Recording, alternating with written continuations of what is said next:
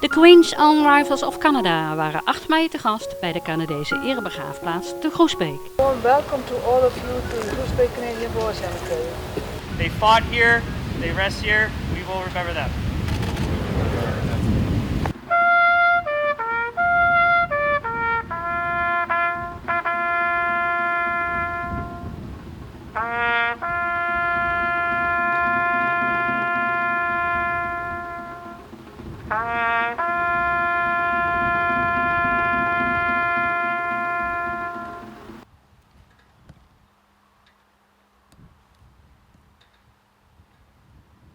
My name is Lieutenant Colonel Chris Puolo of the Queen's Own Rifles of Canada.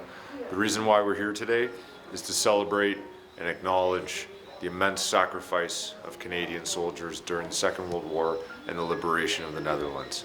The Queen's Own Rifles of Canada has an exceptionally proud and storied tradition in this country, and we are here full of pride and gratitude to the Dutch people for keeping their memories alive, and the 104 Canadian members of our regiment that fell through here in 1944 and 1945.